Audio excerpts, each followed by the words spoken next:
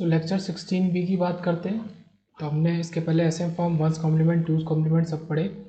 तो एक नंबर ले रहे हैं 0101 जो कि है +5, उसका टूज कॉम्प्लीमेंट लेंगे या फिर बोलेंगे -1 से मल्टीप्लाई कर रहे हैं, मतलब वंस कॉम्प्लीमेंट। इसका हमने टूज कॉम्प्लीमेंट लिया केवल, मतलब बोले अगर प्लस नंबर है तो सारे डिजिट का ही ले सकते हैं। तो वो आया 1010 या 1001, तो ये तो आ गया -5।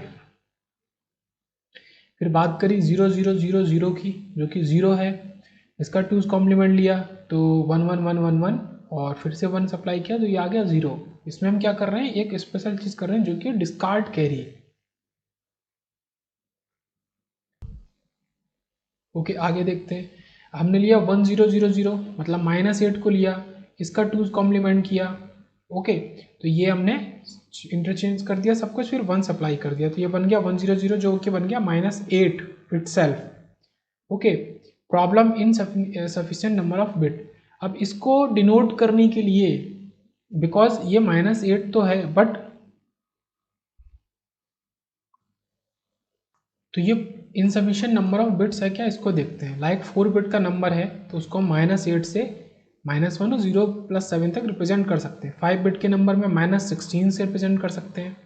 ओके, तो इनका माइनस वाला तो है, पर इनका जो प्लस वाला है +16 +8 उसके लिए एक एक्स्ट्रा है, मतलब -8 को 4 बिट से रिप्रेजेंट कर सकते हो, +8 को रिप्रेजेंट करने के लिए ये यहाँ पे दिख रहा होगा, +8 को रिप्रेजेंट करने के लिए आपको 5 बिट चाहिए। ओके, ऐसे -16 है तो +16 को रिप्रेजेंट करने के लिए आपको 6 बिट चाहिए। लाइक ये -8 जो ऊपर हमने अभी लिया था ये है, अगर इसको हम लेते हैं, इसका टूज कॉम्प्लीमेंट निकालते हैं, अगर ये -8 है, यहाँ पे क्या था, हमने साइन, इसके साइन में यहाँ पे ये 1 है, ये नंबर है, तो ये जब चेंज होगा तो ये आपका +8 बन जाएगा।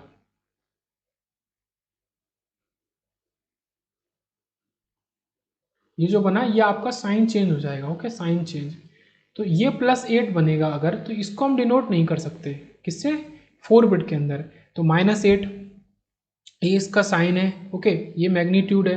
टेक टूज कॉम्प्लीमेंट, तो ये आपका पूरा चेंज हो गया, फिर आपने साइन को भी चेंज कर दिया लास्ट में और इसमें 1 सप्लाई किया तो ये आपका ये बन गया 01001 जो कि पहला बिट साइन है, तो +8 है। तो यही चीज़ यहाँ निकल के आई, जो -16 है ना, इसको रिप्रेजेंट करने के लिए हमें उससे ज़्यादा बिट चाहिए। ओके, मतलब +16 को, अगर 5 बिट की बात करें तो ये चीज़ यहाँ देखते हैं कि 100 -4 1000 -8 1000 -16, ये जो सारे नंबर हैं, तो +16 we can't get in 5 bits, we have -16 only.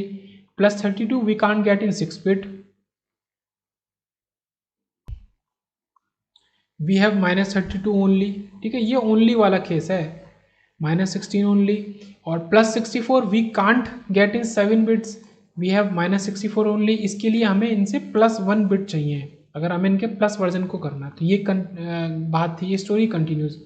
Non zero number for which two's complement of the number result in same number, ये तो ये स्टोरी हो गई। तो इसको याद रखना है इस चीज़ को, ये किसी तरीके से क्वेश्चन में आ सकता है। अब एक ESE का ऑब्जेक्टिव क्वेश्चन, एक नॉन जीरो नंबर है for which two's complement of the number result in same number itself. ऐसा कौन सा नंबर है जो कि नॉन जीरो है, उसका टूज कॉम्प्लीमेंट सेम नंबर आता है। ओके, तो ये चीज़ यहाँ पे ऊपर आ रही है बात। लाइक इसी की अगर बात करते हैं, जो हमने ऊपर देखा था उसकी बात करते हैं। सो यहाँ पे हमने क्या देखा था इस वाले केस में, अगर हम इसको साइन बिट मान रहे हैं तो इसका टूज कॉम्प्लीमेंट क्या आ गया, ये इटसेल्फ आ गया। ओके, क्योंकि +8 डिनोट हम उस नंबर रिप्रेजेंटेशन से उतने बिट में नहीं कर सकते, तो हमको क्या लेना है, MSB लेनी है 1 एंड अदर बिट्स लेनी है 0। तब वो नंबर एक नॉन जीरो नंबर होगा जिसका टूज कॉम्प्लीमेंट उस नंबर के इक्वल ही आ जाएगा। ESE ऑब्जेक्टिव में एक नंबर में क्वेश्चन आ चुका है।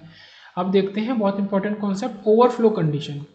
ओके, ऑल आर इंटीजर्स, सारे के सारे इंटीजर टूज कॉम्प्लीमेंट फॉर्म में हम एक बात कर रहे हैं। ओके, देखते हैं कैसे, मतलब इंटीजर मतलब +5 -5 +2 सब इंटीजर नंबर ही है। तो x और y दो नंबर है, उनको हम ऐड करते हैं। इस लाइन में x है, इस लाइन में y है, ये हमने ऐड किया 0 1, ये +5 है, ये +2, इसने +7 बना दिया, कोई बात नहीं।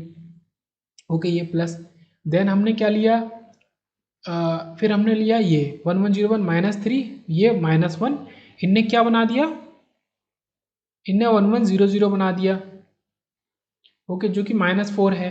अब इस केस में हमने ये सीखा हुआ था, इस केस में हम क्या कर देते हैं, बस एक चीज़ कर देते हैं, जो डिस्कार्ड कैरी आएगा उसको डिस्कार्ड कर देते हैं, और कोई बहुत ज़्यादा नहीं। तो ये तो क्या है, कोई मतलब ऑब्जेक्शनल बात नहीं है, आपको बस ये समझ लेना, याद रखना है कि कैरी को डिस्कार्ड कर देंगे और हम केवल 4 बिट को ही एज आंसर लेंगे। यहाँ भी कोई दिक्कत नहीं इस केस में और इस केस में। अगर हम बात करें इनकी कि हम +4 ले रहे हैं और +6 ले रहे हैं, तो उसका आंसर -6 आ रहा है, जो कि पॉसिबल नहीं है, +10 आना चाहिए। बट क्योंकि हम 2's कॉम्प्लीमेंट और ये सब यूज़ कर रहे हैं, क्योंकि हमारा जो साइन बिट है वो भी चेंज हो जाएगा, ओके, ऐड होने के बाद, तो ये दिक्कत है। एक तरीका और देखते हैं, एक मतलब एग्जाम्पल, अगर हम -4 ले रहे हैं और -6, तो वो हमको दे रहा है +6। आप सॉल्व करके देखो और इस नंबर को उस टेबल में जाके देखो, 0110, ओके, ये हमारी टेबल अभी आई, ये आई, ओके, 0110 कहाँ है, 0110 क्या है, ये, दिस इज +6 हियर। तो -4 एंड -6 को ऐड करने पे आपको +6 मिल रहा है, वो कैसे, ये -10 मिलना चाहिए। तो ये यहाँ पे प्रॉब्लम है, ठीक है, ये प्रॉब्लम है। 2 positive added make negative and 2 negative added make positive.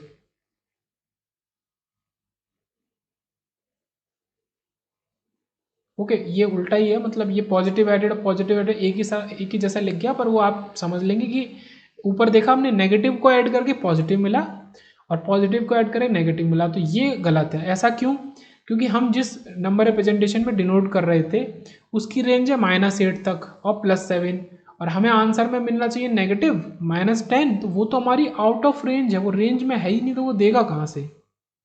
Like ये -4 और -6 मिला के हमको दे ही नहीं सकते।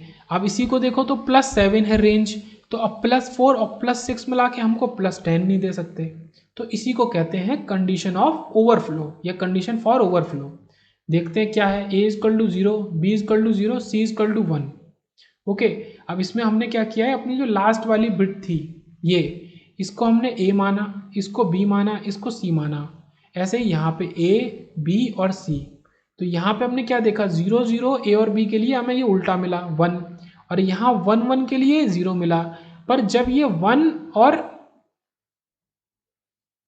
1 थी तो हमको 1 मिला था, वो बाकी उस पर डिपेंड करता है। बट ये चीज़ यहाँ पे देखने वाली है, जब ऐसा था तो 1 मिला, अपोजिट मिला तो वो गलत है, वो नहीं मिलना चाहिए। तो ओवरफ्लो की पर्टिकुलर कंडीशन में हम क्या देख रहे हैं कि a0 b0, okay, a0 b0 जो हमकी दे रहा है c1, ऐसा नहीं होना चाहिए, और a1 b1 जो कि दे रहा है c0, ऐसा नहीं होना चाहिए। तो ये क्वेश्चन बार बार मतलब ईसी गेट और सीएस गेट में आता रहता है, मतलब ये कॉमन सब्जेक्ट है डीएलडी, ईसी सीएस के लिए और इलेक्ट्रिकल के लिए भी है, बट वहाँ इतना मैटर नहीं करता। तो इस कंडीशन को हम क्या बोलें कि ए बार और बी बार दें तो हमें सी मिल जाए, मतलब 0 0 दे रहे हैं तो 1 मिल रहा है, और 1 1 दे रहे हैं तो 0 मिल रहा है, मतलब ए बी सी बार। तो ये कंडीशन मिल गई। अगर आप ए बार ए बी को एक जैसा लें तो आप क्या कह सकते हैं कि ए बी एक्सॉर सी कर रहे हैं हम, ये निकल के आई एक एक्सप्रेशन हमारा, A B XOR C overflow की कंडीशन। अब एक और कंडीशन है ओवरफ्लो की, उसको देखते हैं। लाइक हमने लिया +5 +2, हमको मिला +7, कोई बात नहीं, ये सी इन है, यहाँ पे क्या होगा, सी इन होगा कैरी इस जगह पे, और ये सी आउट होगा जो हमें इसके बाहर मिलेगा। सिमिलरली इस कंडीशन को हम यहाँ देखते हैं, -3 -1, कोई बात नहीं। अब यहाँ से एक दिमाग में चीज़ आनी चाहिए कि इनका सॉल्यूशन रेंज में मौजूद है, +7 इज मौजूद, मतलब इन द रेंज, -3 -1 -4 रेंज में मौजूद है, ये -4 है, तो यहाँ तो कोई दिक्कत नहीं है। फिर बात करी +4 +6 की, जो हमने ऊपर एग्जाम्पल लिए थे। अब यहाँ पे हम ये कह सकते हैं कि जब हम इनको ऐड कर रहे हैं तो यहाँ पे ये जो सी इन है ये 1 आ रहा है, और सी आउट जो निकल रहा है वो 0 है। सी आउट जो अब हमें निकल रहा है इसके बाद तो कोई कैरी नहीं निकल रहा ना, क्योंकि 1 0 0 मिल गया 1, तो कोई कैरी नहीं, सी इन 1 सी 0। ओके, एक और कंडीशन यहाँ पे -4 माइनस, यहाँ पे कैरी कुछ भी नहीं आ रहा था और कैरी आपका डिस्कार्ड हो रहा है, क्या हो रहा है 1, सी आउट निकल रहा है 1। तो ये बहुत इंपॉर्टेंट कंडीशन है कि या तो सी इन सी आउट आपका सेम हो मतलब 0 0 हो और 1 1 हो, तो आपका कोई दिक्कत नहीं है।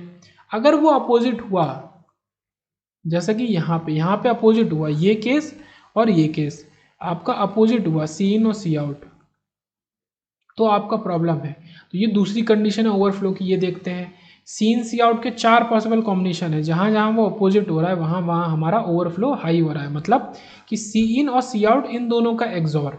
हमने ये भी बोला कि इनका भी एक्सॉर, और ऊपर क्या क्या बोला था, ए बी और सी का एक्सॉर।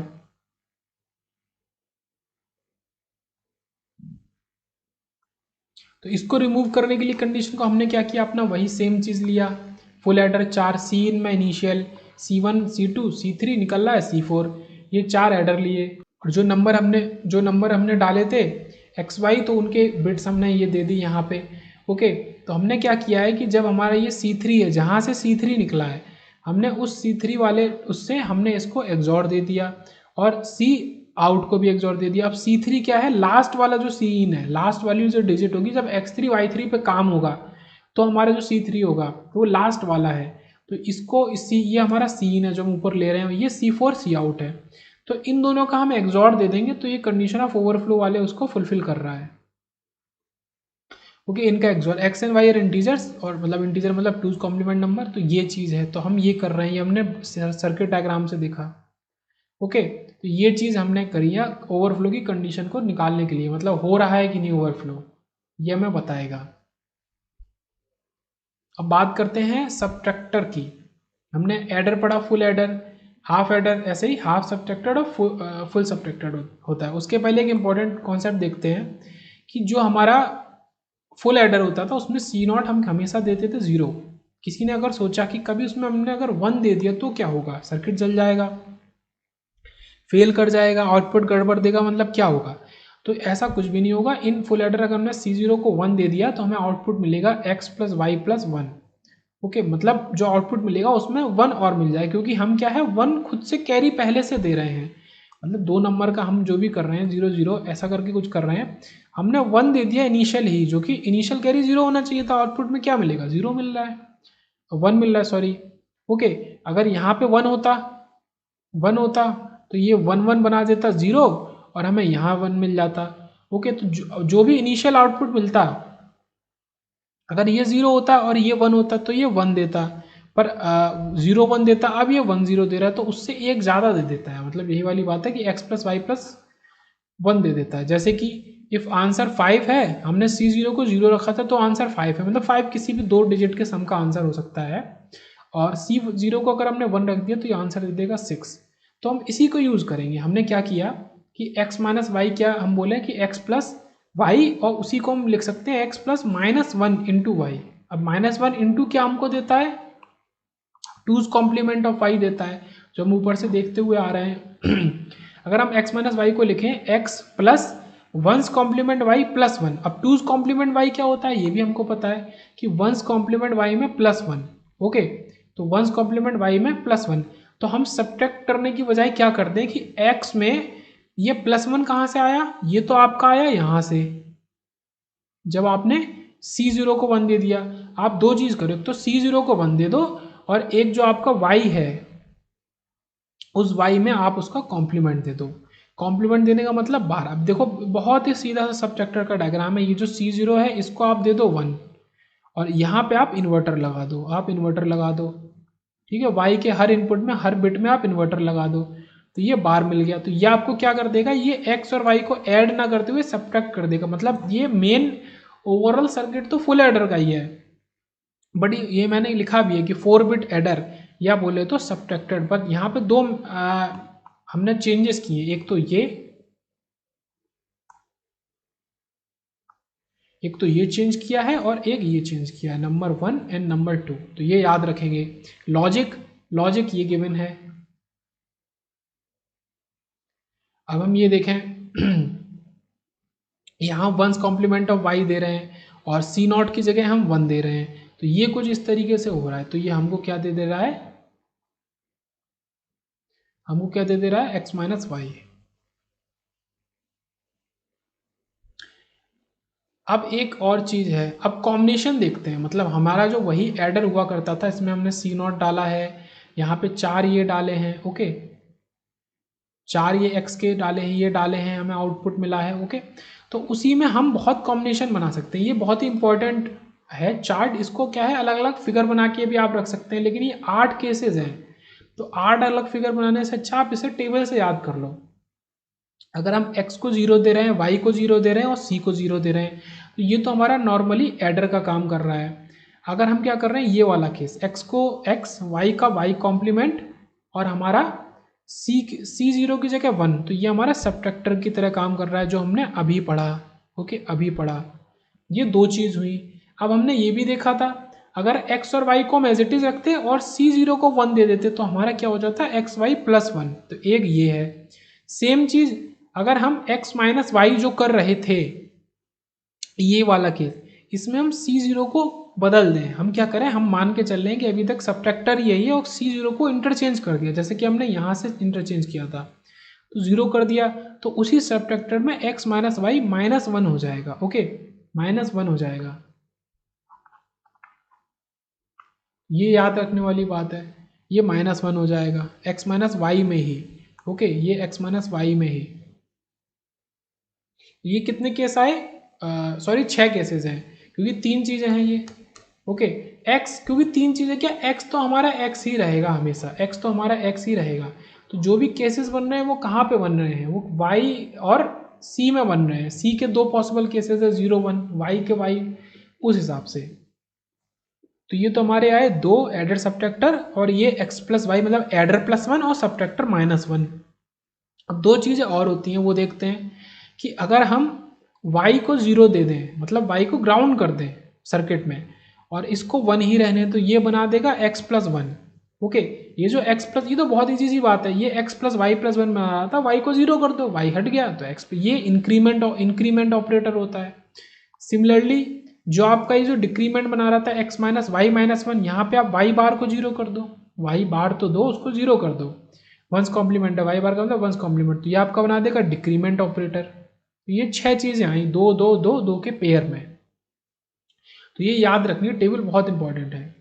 अब बात करते हैं, एडर बोलो या सब्ट्रैक्टर बोलो, एक ही बात है, ओवरऑल सर्किट तो एक ही है। तो x Y C0 output adder देगा या सब्ट्रैक्टर, किस पे डिपेंड करता है, इसको और ज़्यादा समराइज कर लेते हैं कि x एज x रहेगा, y आपका अगर y और ये 0 होगा तो ये एडर देगा, और y अगर y बार और 1 होगा तो ये सब्ट्रैक्टर देगा। ये चेंज, आप इसको चेंज करते हैं और इसको चेंज करने से सब्ट्रैक्टर बन जा रहा है। अब इसको आप क्या बोलें कि आप एक ही उससे सर्किट डायग्राम से दोनों ऑपरेशन कर सकते हैं। कैसे, आप एक कंट्रोल इनपुट लगा दें, this is a control input m। अगर आप m में क्या दे रहे हो, ये 0 और 1, तो ये आपका एडर होगा, ये सब्ट्रैक्टर होगा। पर ये चीज़ किसको, ये m = 0 एडर और m = 0 सब्ट्रैक्टर, ये चीज़ इसको कंट्रोल कर रहा है। पर ये चीज़, एक चीज़ और को कंट्रोल करना चाहिए, वो किसको कंट्रोल करना चाहिए, m को, y को भी कंट्रोल करना चाहिए। y के 2 केसेस होने चाहिए, y and y bar. Okay, तब ये चीज़ पूरी होगी, तब ये एडर या सब्ट्रैक्टर बनेगा। ठीक है, बाकी चीज़ें तो वही रहेंगी, कोई दिक्कत की बात नहीं है। तो नीचे आए हम, अब हमने क्या किया कि हमने अपना सेम जो हमारा सर्किट होता था उसमें 4 बिट एडर में कुछ भी चेंज नहीं किया। ये C0 दिया है तो M को, जो हमने M उठाया है उसको हमने ले जाके C0 में जोड़ दिया है, जो कंट्रोल सर्किट है C0 में जोड़ दिया है। तो अब M में हम देंगे, हमें अगर ऐड कराना होगा तो हम 0 दे देंगे अपनी मर्जी से, और सब्ट्रैक्ट कराना होगा तो हम 1 दे देंगे।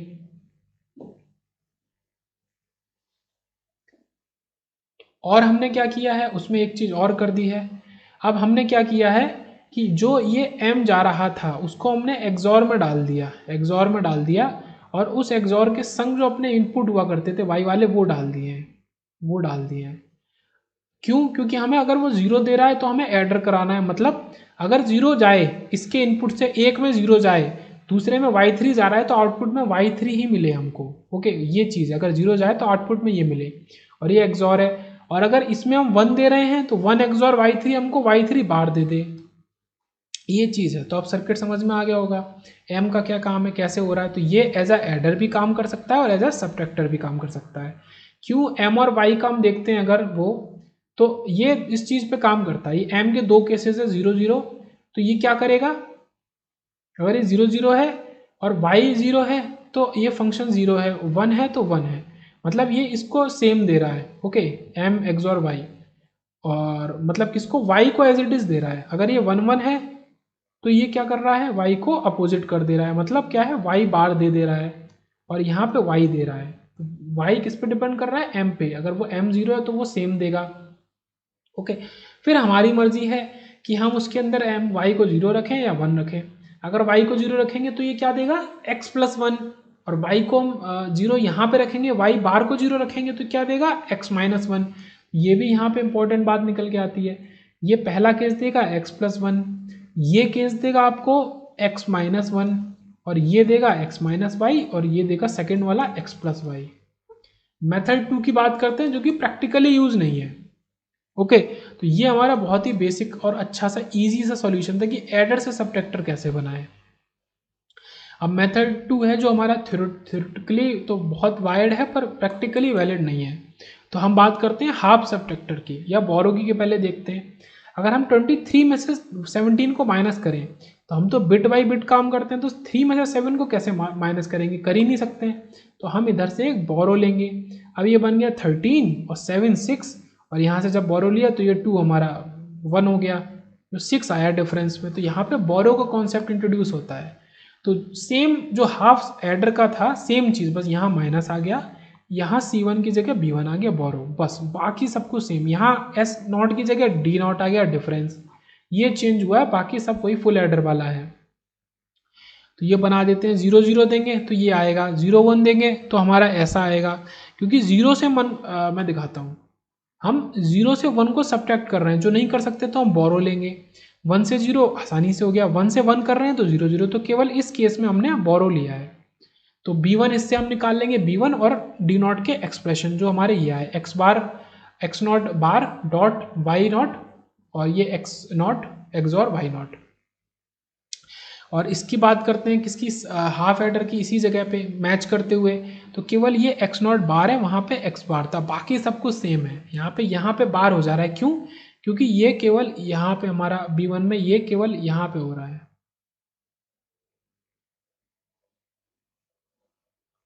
ओके, फुल सबट्रैक्टर की बात करते हैं अदर हैंड पे। तो फुल सबट्रैक्टर में क्या होगा आपको पता है, यहाँ पे bi आ जाएगा, यहाँ bi + 1 आ जाएगा, ये माइनस है। इसकी टेबल बनाते हैं, तो इसमें भी वही चीज़ है कि आपको x में से y को माइनस करना है। तो यहाँ पे कोई बात नहीं, कोई बात नहीं, और यहाँ पे आपको बोरो लेना पड़ेगा। तो वो बोरो क्या है, ऊपर वाले टर्म में लाइन में शो हो रहा है 1। ओके, यहाँ पे भी आपको बोरो लेना पड़ेगा, मतलब वो टेबल उस हिसाब से चल रही है। यहाँ पे बोरो ले लिया था, ये 0 दे दिया, फिर यहाँ पे 1। ओके, तो इस तरीके से ये टेबल है। मतलब ये तो हमने इनपुट तो अपने हिसाब से बने हैं ना, ये 4 0, ये 4 1, फिर ये 2 0, फिर ये 2 1 अपने हिसाब से। तो इनके लिए आउटपुट क्या होगा वो ये है। तो आउटपुट को याद करने का तरीका मैंने बनाया है कि 0 0 1 1, ये सेम,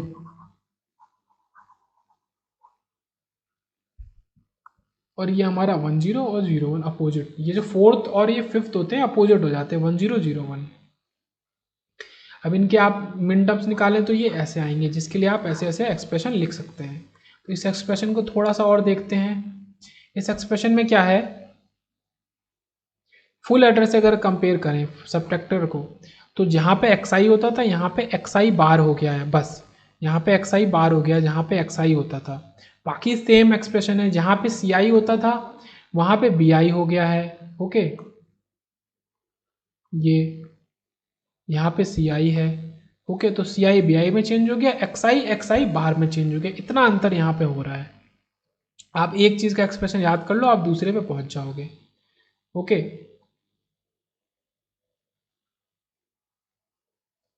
तो बात करते हैं हाफ सबट्रैक्टर 4 बिट की बात करते हैं। ओके, ऐसा क्वेश्चन कुछ इसी गेट में आ चुका है। तो ये आपने डाला हुआ है, अगर आप क्या करें B0 को ग्राउंड कर दें, B0 को ग्राउंड कर दें इफ, तो ये क्या बन जाएगा देन। ओके, तो क्या होगा देन इफ, और देन इफ आप इसमें फुल सबट्रैक्टर में B0 को ग्राउंड कर दे तो ये क्या बन जाएगा, हाफ सबट्रैक्टर बन जाएगा, जो कि 4 बिट का हाफ सबट्रैक्टर होगा। ये इंपॉर्टेंट बात है, ये फुल था, ये हाफ बन गया, ये हम देख रहे हैं। तो कर रहे हैं यहाँ पे बोरो 1 बोरो 2, ये इनिशियल यहाँ पे तो हाफ सबट्रैक्टर है, और B3। तो हम क्या करें, अगर हमें फुल सबट्रैक्टर को as a half subtractor use करना हो तो हम B0 को 0 करते, जो हम वहाँ पे करते थे C0 को 0 करते थे, यही चीज़ तो करते थे, C0 को 0 करते थे, यहाँ आपने B0 को 0 कर दिया।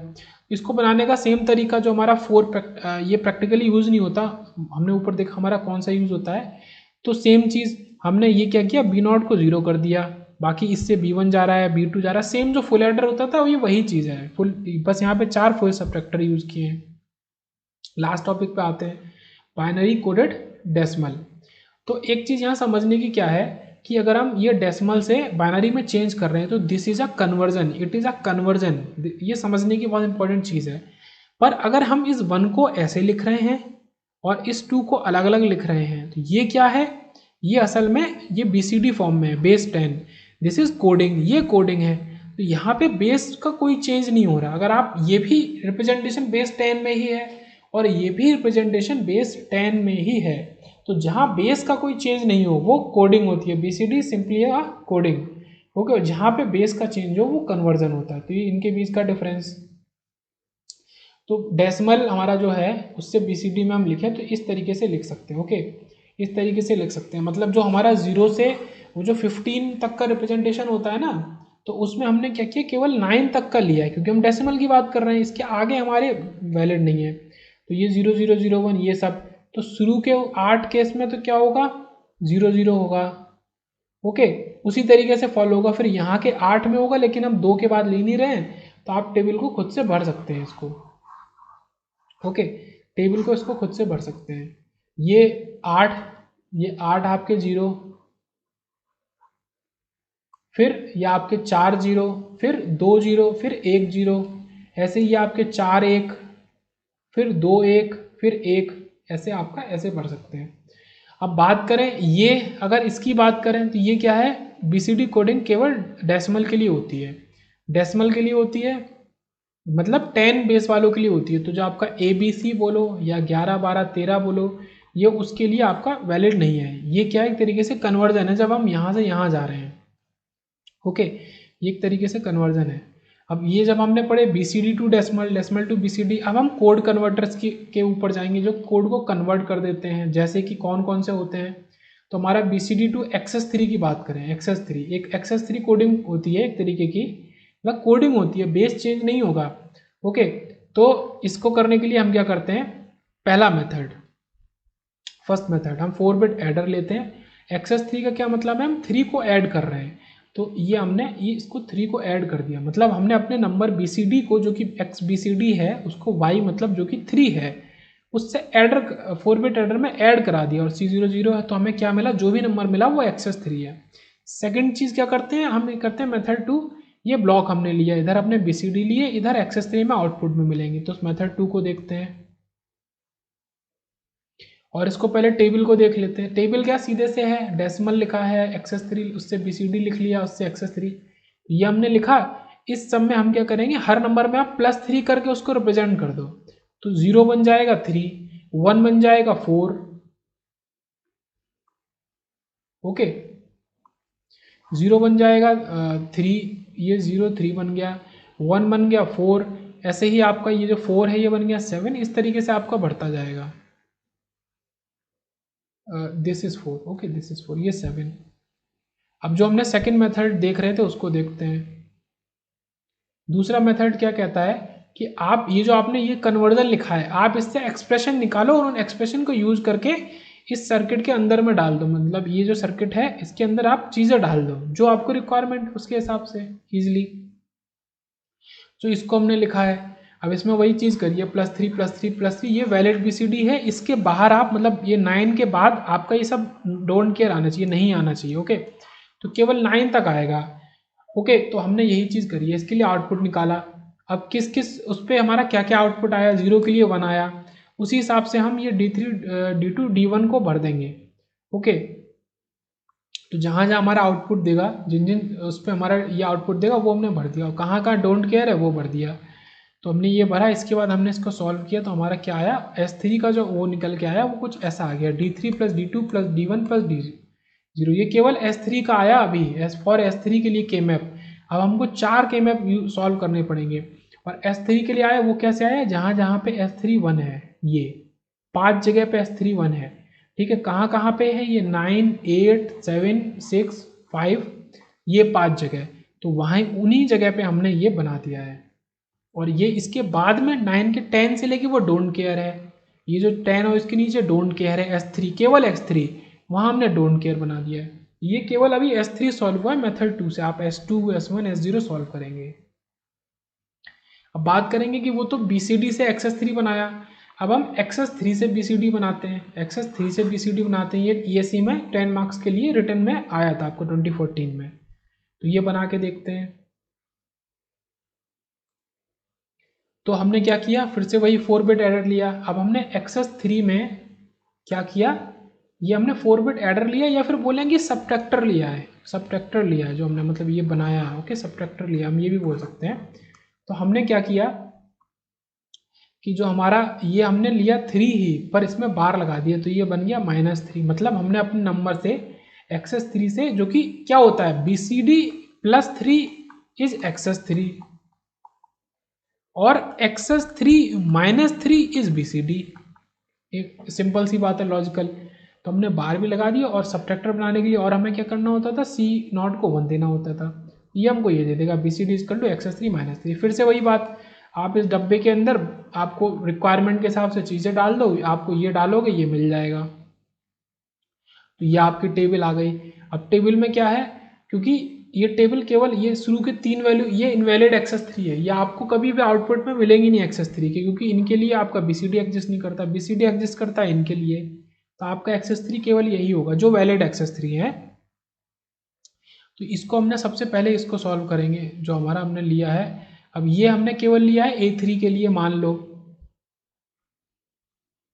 ये हमारा केवल 2 1 है, ओके।